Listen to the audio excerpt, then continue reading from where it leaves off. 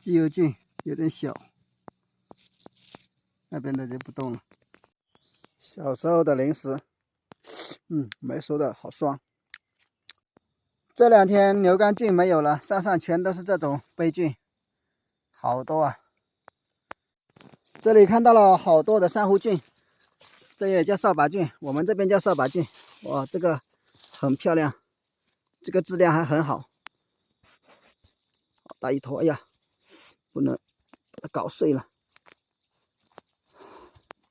看，那边也是，像这种微微发白的，就质量没那么好了。上面那个也质量没那么好了，存放时间不久。这种还比较金黄色的，这种是质量最好的。好肥，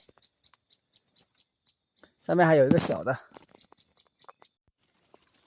这种应该是味道很香，有点像干巴菌，但是应该不是干巴菌，应该是一种假的，因为它有点微微的苦味。上面还有，不知道朋友们认不认识这种到底是什么菌？这是它小的时候，长大了很像干巴菌。又是杯菌，太多了这些杯菌。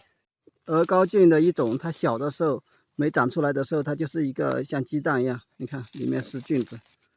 它这个长大以后它是黄色的，也有人叫鹅蛋菌，但是这个我们这里不吃的。好多扫把菌，没人捡也坏了，看，好多啊，捡都坏了。这个估计不能吃了，因为已经发白，很软了。你看，全都坏了。这个其实这样的应该也是可以吃的，但是质量不好了而已。像这样的就不能吃了，这个应该还能吃。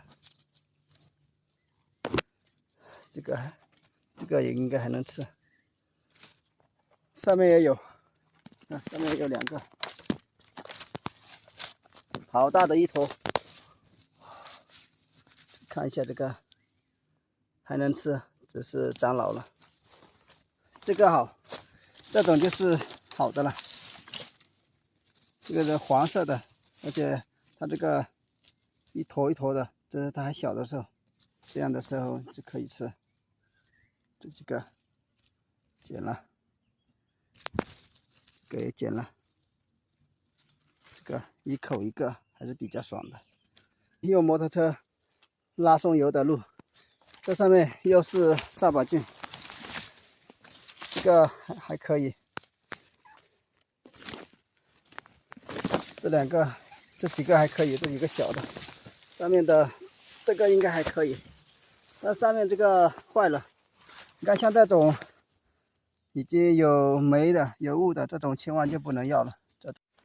这些就是这是中过病毒的那种牛肝菌，中过病毒的以后，它就腐烂的比较慢一点，所以到现在我们还能看到。这里还有一朵双牛肝，看一下能不能吃。雾了，上面有雾了，这种就不要吃了。我就说嘛，现在牛肝菌已经很少了。这里有几朵鸡油菌，太小了，上面这朵还可以，就把这朵摘了。上面还有2朵鸡油菌，我感觉是比较好吃的一种菌子，而且容易清洗，还不容易坏。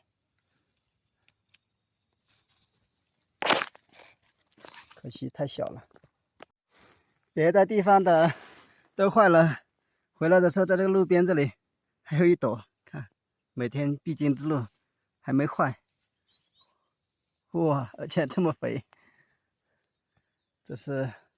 应该是这一批最晚的一朵了。